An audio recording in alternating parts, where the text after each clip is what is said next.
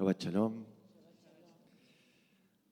Hay dos grandes cantautores que ya saben son de mi predilección. Uno lo conocen bien porque suelo citarlo a menudo, es Jorge Drexler, ¿no? Y el otro, al que quizás saludo menos, pero que admiro de igual manera, es Kevin Johansen. El primero de Drexler es un poeta contemporáneo, es lo que podríamos llamar un juglar judío del siglo XXI. El segundo, Johansen, es un músico errante, un artista transhumante que vivió aquí y allá entre mundos y que hace de su música un arte sin lugar ni territorio.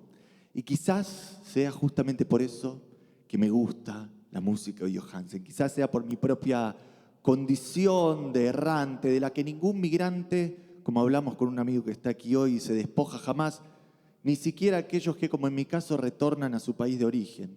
Quizás sea por esa naturaleza errante que me gusta la música de Johansen. Estilos de todos lados un poco, letras que crean una nueva jerga, idiomas que se confunden entre sí, español, inglés, francés, estilos, ritmos y cadencias que se amalgaman en una sola pieza. Ahora, si me lo permiten, les voy a contar algo íntimo. Con mis hijas tenemos un juego. Alguna vez alguien nos dijo, y quizás aquí habrá quienes lo pueden corroborar, que Kevin Johansen vive por la zona. Y al parecer a menudo se lo puede encontrar tomando algo en alguno de los bares aledaños. Entonces nosotros cada vez que pasamos frente a aquel café, un café que queda aquí muy cerca, un café de amplios ventanales, como si fueran vitrinas donde se exhibe a sus comensales, nosotros, mis hijas y yo, buscamos con esfuerzo, con denuedo, la figura del músico sentado entre las mesas. Lo imaginamos bien arrellanado en su silla, tomando un espresso mientras compone improvisadamente melodías sobre una servilleta. Sin embargo, ¿qué se le va a hacer? Todos los días pasamos por allí, pero todos los días nos retiramos algo decepcionados y sin haber dado ni siquiera con un atisbo de él, continuamos nuestro camino a la escuela. Pero un buen día, escuchen con atención, pasó algo inesperado. Era una de esas mañanas tumultuosas que conocemos los padres de hijos chicos y quizás no tan chicos. Esa mañana en las que a último momento las llaves se te escabullen en algún bolsillo ignorado y no podés salir de casa. Esas mañanas en las que no encontrás un par de medias hermanadas. Esas mañanas en las que no hay una camisa dignamente planchada en el ropero. En las que los nenes no se despiertan a tiempo y los nervios se crispan y todo entra en una batahola de ansiedad y de confusión. Era, en fin, uno de esos días ajetreados. Acá hay quienes se ríen porque conocen de la cuestión. Era justamente uno de esos días.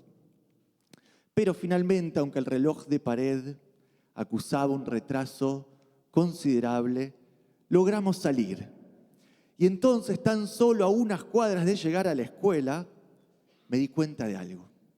Me había olvidado la mochila con la merienda de las nenas sobre la mesa de la cocina. Y entonces llamé a mi esposa, la llamé a Carolina con la esperanza de que aún estuviera en casa.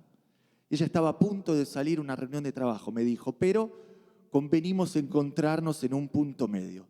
Así que no nos quedó más opción a mis hijas y a mí que volver sobre nuestros pasos. Y dimos un rodeo en el camino para poder recoger las mochilas con el refrigerio. El desvío implicaba volver hacia las vías del tren y cruzarlas. La tardanza ya era alevosa y mis hijas decían seguramente en la escuela ya habrían terminado la formación. Y se imaginarán, cuando llegamos al cruce, como era de esperar, ¿qué sucedió? La alarma del tren comenzó a chirriar y la barrera bajó, ni bien nos aproximamos. Fue entonces, mientras esperábamos, que sucedió. Junto a mí se apareció una figura conocida, un hombre de mirada, voy a decir algo atolondrada, como si contemplara el mundo en lugar de observarlo. Como los artistas, miraba hacia arriba, hacia ningún lado. Llevaba un sombrero ladeado que le daba un aire particular, un aire distinguido. Me llamó la atención su aspecto, así que me detuve a observarlo. ¿Y quién era? Era el músico que buscábamos cada mañana. No en el bar de la esquina estaba, sino allí cruzando junto a nosotros las vías del tren. Lo saludábamos, claro, algo cohibidos por la emoción, y nuestro saludo, quiero decir, fue afablemente correspondido, incluso hasta con cierta efusividad. El tren se puso en marcha, la barrera se levantó y cada uno continuó su camino. Él con la vista perdida en los cielos, mis hijas y yo ya sin ni siquiera pensar en la llegada tarde y en la media falta que les correspondía. Y ahora se van a preguntar por qué les cuento todo esto. Les cuento todo esto no por una voluntad antojadiza, por cierta frivolidad. Cholulismo se dice en criollo, ¿no? Les cuento esto porque entendí en aquel momento que hay algo bien particular en la naturaleza, en el acto del rodeo, en el arte de ladearse, de hacerse un lado del camino rutinario, aparente y esperado. Es un arte que ignoramos por completo. Y fíjense, en la lectura, en la porción de lectura de esta semana, Parshat Ekev, Moshe, en su extenso discurso de despedida que constituye el libro de Dvarim, el último de los libros de la Torá, Moshe insta al pueblo a recordar su camino. Escuchen sus palabras en el versículo. Bezaharta et kol aderech asher olijaja Adonai Eloheja ze arbaim shana bamidbar. Y habrás de evocar, dice Moshe, habrás de rememorar todo el camino por el cual Dios te condujo en el desierto durante ¿cuánto tiempo? 40 años. ¿Para qué? Para probarte y para conocer lo que hay en tu corazón. Si prestaron atención a las palabras, si prestaron atención al pasaje, se habrán dado cuenta de que lo que en realidad exige el caudillo de su pueblo no es exactamente que se evoque el camino y sus vicisitudes, sino que se recuerde el rodeo que los mantuvo durante 40 años en las estepas del Sinai sin poder llegar a la tierra prometida. El famoso exégeta Nachmanides, que en hebreo conocemos como Rambán, señala esto con precisión, de manera inequívoca. Dice así: Vehashem haya yachol leoliham bederech eharim asher svivoteyem. En verdad, Dios podría haber conducido al pueblo a través, no del desierto, sino de las ciudades pobladas de alrededor, por lo cual se habría podido acortar considerablemente el extenso periplo. Si se ponen a pensar, una caminata desde Egipto, desde el norte de Egipto hasta la tierra de Israel, no debería demorar 40 años. Tan solo algunas semanas o acaso algunos meses. 40 años es un número peculiar. Los 40 años en el desierto son un símbolo.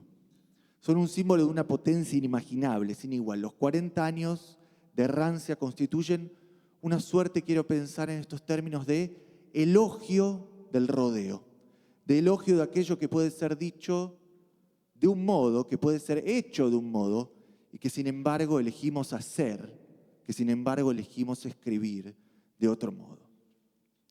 Y es posible que pensemos que las gestas heroicas, como lo indican los mitos modernos y antiguos de los Ulises, es posible que pensemos que las gestas heroicas se forjen en el camino.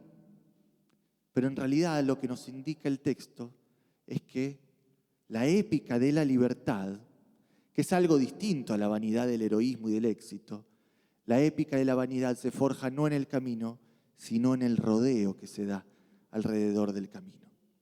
La épica de la libertad en este sentido es una cuestión casi edípica, porque consiste en luchar por la propia autenticidad, consiste en romper con las ataduras de lo que debería ser para así poder forjar en el arte de orillar, en el arte de ladear el camino aparentemente trazado, uno propio. Y suena difícil, hay muchos que intentamos hacerlo durante años, pero a veces hace falta tan solo un pequeño giro, un pequeño vuelco, un leve rodeo para torcer el destino individual y colectivo. Y digo colectivo adrede del día de hoy, a raíz, a la luz de la coyuntura que, valga la redundancia a propósito de rodeos, nos rodea a todos en nuestro país. Y habrá entonces quizás que volver, como hice con mis hijas aquel día, aquella mañana, sobre los propios pasos. Y habrá que soñar con que es posible explorar nuevas direcciones. Habrá que soñar con que es posible encontrar nuevos senderos que nos devuelvan a nuestra propia Ítaca, a nuestra propia tierra prometida. Total, como dijo Calderón de la Barca, la vida es sueño. O como nos dijo aquel músico que nos encontramos en las vías del tren, en aquel rodeo, en aquel encuentro fortuito, que ya no sé si viví o si soñé, soñar no cuesta nada. Shabbat Shalom. Nos ponemos de pie, por favor. Aleinu le Yabeaj en la página 33 de nuestro Sidurim.